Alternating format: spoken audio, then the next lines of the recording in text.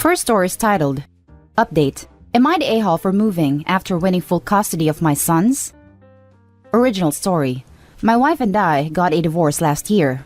Our relationship failed after she was charged with felony, credit card fraud, and ended up pleading guilty to a lesser charge.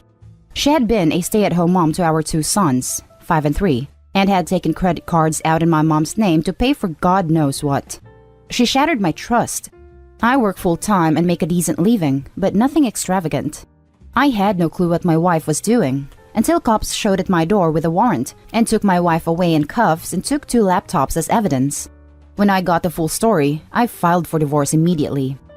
Aside from being a criminal, she was a good mom. She tried to justify what she did by saying she was just doing what was best for our kids, which I felt was a total BS, given that she never mentioned wanting for anything. And any time she asked to spend on something, I almost always said yes. I hired a good lawyer and asked for full custody of my kids. My ex begged me not to do that, saying she needed her kids. But she was still looking at up to a year in jail, and nothing her lawyer said could sway the judge to grant her anything more than supervised visitation. She ended up doing 90 days in jail, paying some fines and restitution, but I've allowed her to see our sons almost every time she asks. The last year has been total hell, but we've made it work. A few months ago, I was offered a much more lucrative position a few states away. I talked with my lawyer about what it would mean if I moved and what the process was. He said that since I have full custody, I have to file a petition with the court to move.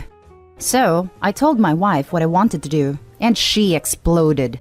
She claimed I was stealing her kids from her, that she's made a lot of strides to get herself to a better place, and that she would fight me tooth and nail for her kids.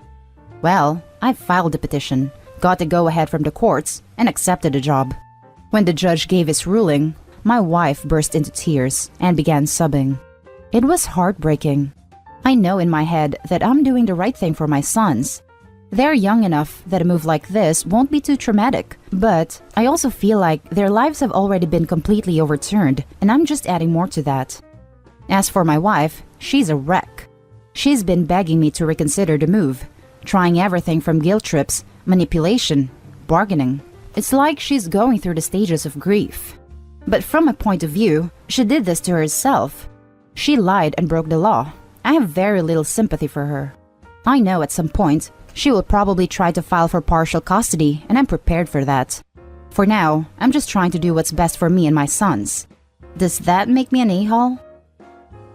Now, for more info and comments before we read the update. This is tough. The divorce and getting full custody? Fully deserved. Not the a-hole on that account.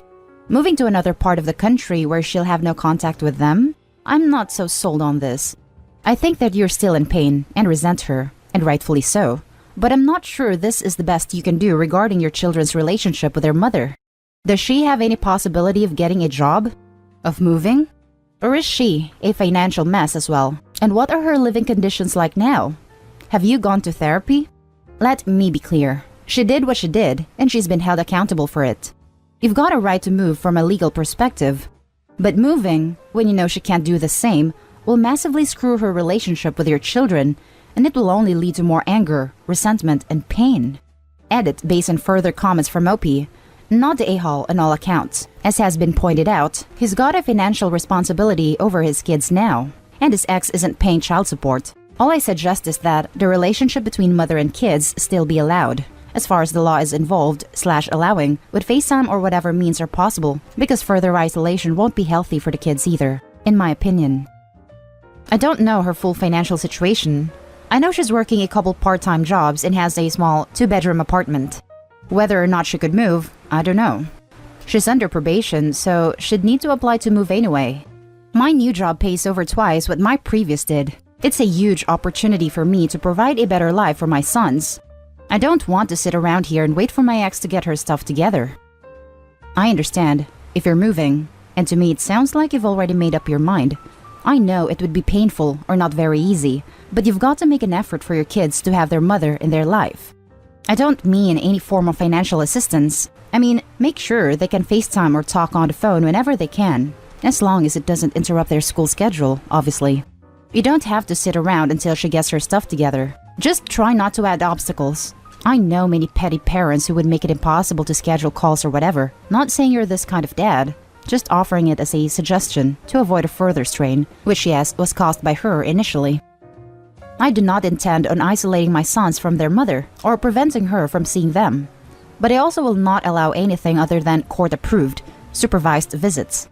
FaceTime and all that stuff, I will work with her to make sure she gets to talk with them. But there will be no weekends at mom's place until the court gives the okay. I'm not saying I believe she will try to run away with my kids, but I also never believed she would defraud my mother of $30,000. Y'all know this begging for a gender-reversed situation. Holy crap, people are actually calling him an a-hole. Opie is not the a-hole. Please, all you moms out there need to let go of your biases. I'm a mom, and all the YTAs sicken me. The mom didn't make a mistake or a one-time bad decision. She's not a good mom. She knowingly, ongoingly committed a major crime against her own mother-in-law. A crime that directly affected her kids. Her willingness to do this, with no remorse, shows her character. A good mom doesn't choose clothes, makeup, toys over her children. They just don't. Now for Opie's little edit. Thank you to everyone who commented, even the ones who called me a heartless a-hole for taking my sons away from their mother. This post has given me a lot of perspective, and I appreciate that. A couple of things I want to clear up that I keep getting asked about that I wasn't able to include in my original post. 1. The area my sons and I live in is a smaller community. Not everyone knows everyone small, but close. The crime my ex committed was news here. It was in the paper. People know about it. I get weird looks when I'm out in public. People have stopped inviting my sons to birthday parties. I don't want my sons to be bullied and teased in school about their mother being a criminal. 2. I am not going to permanently alienate my sons from their mother. I will make sure they are able to talk and FaceTime with her whenever they want. I will be the one who makes the drive back in order for them to see her, until she is able to make arrangements to allow her to do so. I will continue to work with my ex to make sure she is included in things like birthdays and holidays. 3. I know my sons and I will all need therapy from this. There is not good mental health help available where my previous job is. My new job offers on-site childcare, and I will have access to counseling and therapy for myself and my sons that we would not have access to without moving. The schools near my new job are head and shoulders above the ones near my previous job. 4. If my ex gets her life back on track and is able to move closer to us, I'm all for it. If she does the things she needs to do in order to petition for shared custody, I don't intend on fighting her for that. But until she does that, I will not allow her anything more than the supervised visits ruled by the court. I will also not ask for any of the court-ordered child support. We won't need it. 5. To all the people who screamed, "But she's their mother." Yes, and she always will be. And I remind my sons daily that their mom loves them very much, and that she wishes she can be with them like before. I am angry and resentful of my wife, but I work very, very hard to not let any of those feelings impact my sons and their relationship with their mom. Now for the update. I got a lot of people asking for an update on the situation, and since a few things have changed, I figured I would go for it. I did end up taking the new job and moved with my sons. We have been settling into our new lives quite nicely over the last month, and things have been going really well. My sons love the new house. They have made friends with some other kids their age in the neighborhood. My job has been going really well, and I really couldn't have hoped for things to go better than they have. I got both of my sons into a great therapy program, and the three of us have also been doing counseling sessions together. My boys have been adjusting amazingly well, and I'm so happy and proud of how they've handled this. We've also made 2 trips back to see their mother, since she is still in the process of figuring out what she will be allowed to do in relation to her probation. We've also been doing many video calls a week with her. My sons still don't understand why their mom isn't here with us, but they do seem to grasp that this is going to be their new normal. In comparison with how well myself and my sons are adjusting, my ex is the complete opposite. She is still very angry with me and thinks I'm a complete a-hole. She's frustrated with the process of going through the courts to be allowed to move. She's frustrated that I'm not willing to drive our sons back to see her as often as she'd like. She feels she's being marginalized in their lives and that I am pulling them away from her. When she was complaining about all of this during our last visit, I reminded her that all of those things are consequences of her own actions, and she blew up at me by saying I am kicking her when she's already down, And I didn't need to take her sons away from her. I told her how well our sons are doing and how happy they are, and she should be proud of how strong and resilient they've been. She then started begging me to please move back so that she can be closer, because she's not sure the courts will allow her to move and the process is taking too long. I told her that wasn't going to happen, but if there is anything I can do with the court process, that I would be willing to help if I can. I reminded her that I haven't said anything about her not paying the court-ordered child support, but that our boys seem to be in a much better place already, and I'm not going to take that away from them. Every time we have a video call with her, as soon as she says goodbye to our sons, she starts asking me to consider moving back home. I tell her every time that it is not happening. I'm not a robot, and I do feel bad to see her so desperate and distraught. But when I look at my sons playing and laughing with their new friends, I know I've done the right thing no matter the cost to my ex. Now, for some closing comments before we move on to the next story. I reminded her that I haven't said anything about her not paying the court-ordered child support. How did she end up on the hook for paying child support given her status? It's a token amount based on her income. With my higher salary, I don't need her help to provide for our kids, but she hasn't made an effort to pay anything yet either. She's going to blame you when they take her tax refund. Lol. She already blames me for a lot of things. We'll just add that one to the list.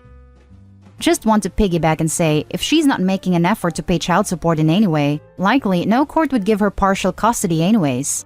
She's not showing she can support kids in any minimal capacity. Also, my father raised my sister and I alone, but courts ruled for 50-50 custody because you can't separate kids from their mother, BS. Both moms and dads can be incapable of being a parent.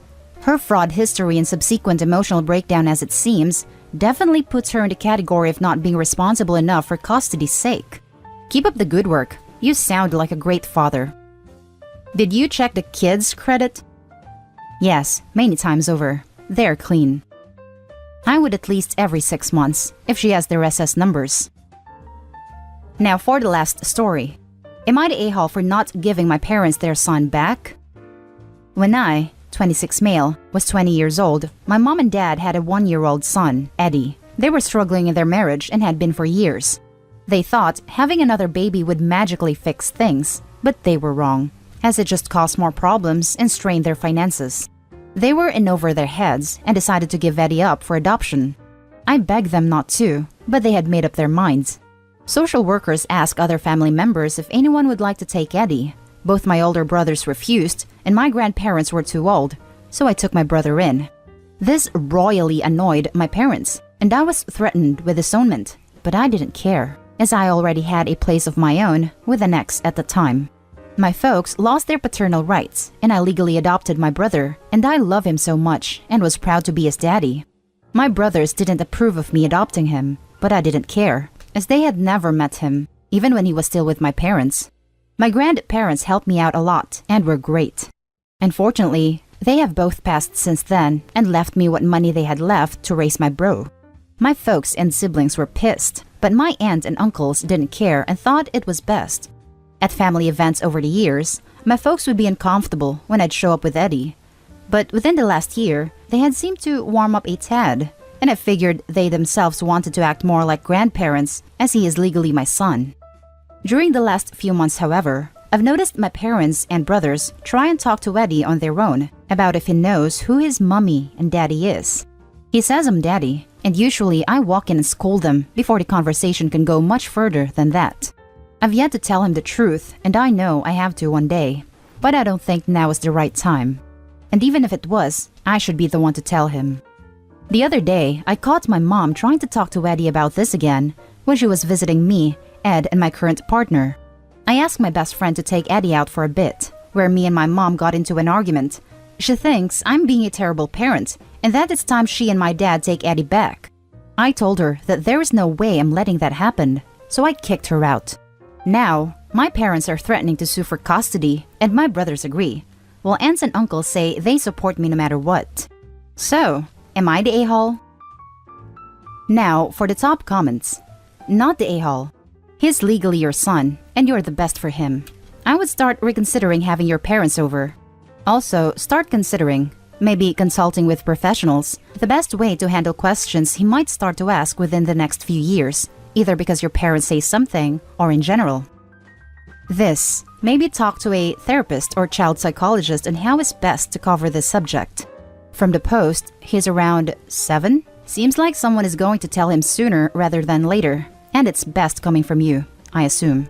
Might be worth having some advice on how to navigate this. As for my judgment on this, I have no doubt you are his daddy, and what is best for him then, now, and in the future. Not the a-hole. Not the a-hole. Why are these people still in your life? Your son is not an accessory that they can pick up and drop off whenever they feel like it. The only way they would be worthy of taking in Eddie would be if they loved him and cared about his best interest. But if they loved him and cared about his best interest, then they wouldn't be trying to rip him away from the only father he has ever known. That would be so unbelievably confusing for him. Plus, let's face it, it probably wouldn't stick. Also, if they were good parents, they wouldn't be trying to do this to you, their son. You did something so incredibly mature and caring 6 years ago. I don't know why your brothers also suck so much, but clearly you should keep your aunts and uncles and ditch the rest of them. I don't think it's a coincidence that it's about time we take our son back as soon as the grandparents died and left the inheritance to the kid they abandoned. They don't want the kid, they want the kid's piggy bank. Edit. Whoa, I expected a few replies at least, not this many. I have decided that I'm going to tell him tomorrow. Have a me and him day and explain it the best I can and answer what I can. Edit 2. Okay, so I told him. It's half term here in the UK, so he didn't have school. Around lunchtime, I took him to get his favorite food. We then went for a walk in the park talking about family and stuff. Eventually, we sat down, and I told him about how I adopted him, but I'm still daddy, and that I still loved him. But then I explained how I came to look after him. It's fair to say he didn't understand some things and has been a bit quieter than usual, but he cuddled up to me while I was watching a film I loved when I was a kid and said, "I love you, Daddy," when I put him to bed. I'm feeling better, and I hope he does too. To say it's been an emotional day is an understatement. And that's the end of this video, folks. As always, leave a comment and hit like and subscribe. And if you want more of this content, turn your notification on to get updated on the latest videos. And I'll catch you in the next one. Stay safe.